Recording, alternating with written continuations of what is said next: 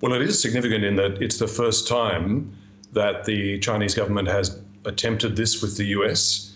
It is significant in that it's an indication of a more trenchant, more demanding approach to the US.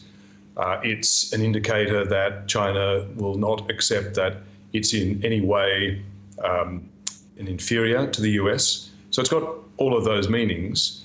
It also suggests that the US thought that, that China thought that its list of demands served on Australia last year was so successful that they would now upgrade it and try it on a bigger country. They've upgraded it because the list of 14 demands given to Australia was unofficial. It was not on Chinese government letterhead, and it was presented by 2 embassy officials in Canberra to a journalist. So it didn't have any absolute official imprimatur, giving the Chinese government the option perhaps to walk away from it at some point if it became convenient. But no, with the Americans, it's full-on formal presentation presented to a very senior US official, the Deputy Secretary of State, and publicised.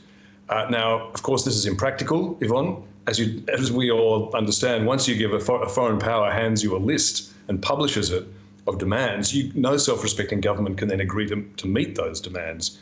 Now, Australia should have shown Beijing that, but it hasn't learned. So either it fails to learn, or it's really not expecting any of those demands to be met, and they're just being presented as pressure tactics.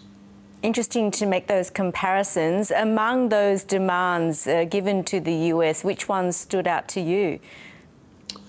Well, most of them, and it was a little bit confusing the way the list was presented, but it seemed that there were 8 main demands on the wrongdoing so-called list, American wrongdoing that must be corrected, in China's words.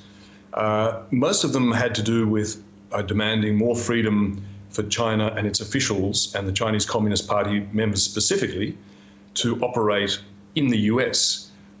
So to be giving visas more freely to Chinese Communist Party members, visas more freely to Chinese students, visas to government officials and others and their families, access to travel and live in the US, but also the freedom of Chinese companies to operate in the US, and the freedom of Confucius Institutes. It's all about, and also the freedom of Chinese journalists and media organizations not to have to register as agents of foreign influence, even though, of course, they're all owned by the Chinese Communist Party directly. So it seemed to be an attempt to recover the options and freedom for China and its entities to operate within US borders, which is obviously, the Chinese can't pretend that that's an internal matter for China. It's an intrusion into US sovereignty. And of course, the Americans can no more grant any of those demands than Australia can grant the 14 demands that Beijing made on it last year.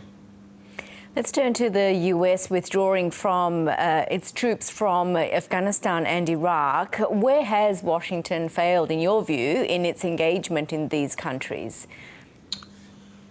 Well, it's failed principally because of the very high cost it's paid to produce failed strategic outcomes.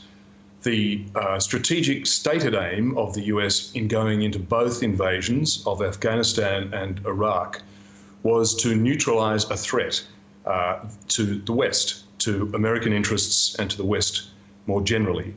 Now, in both the case of Afghanistan and Iraq, you cannot say that those countries, even after 20 years, America's longest war in Afghanistan and 18 years in Iraq, you cannot say that they are safer and less threatening to US and Western interests than they were before.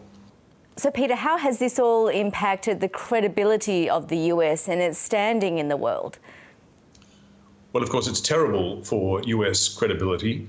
It's terrible that the US, at the cost of more than 8,000 US and other allied countries' service people's lives and $250,000 civilians' lives, and more than $2 trillion US over 2 decades, that the US has failed in both of those strategic endeavours.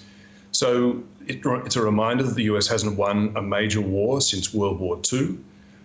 It won some minor skirmishes, and it won the Iraq War in 1991. But major wars, nothing since World War II. It's emboldened China and Russia in their ambitions. They don't believe that America has any credible strategic will or power to crimp their ambitions any longer. And it's a signal to US allies as well, of course, including Australia, that we shouldn't trust, as we bind ourselves anew to America more closely as we deal with this confrontation with China. We have to remind ourselves, and these are the case studies to remind us, that US strategy is not infallible and that US strategic interest is not permanent. And we have to make the most of the alliance, of course, naturally. You have to work with what you've got.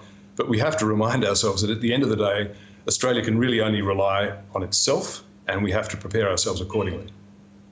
Great to have your analysis, Peter. Thank you so much. Pleasure, Yvonne.